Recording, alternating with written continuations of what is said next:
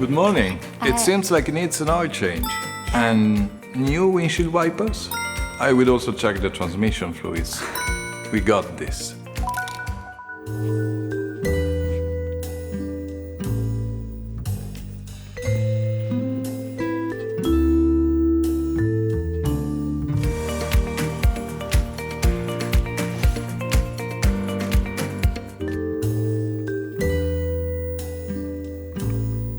Sugar?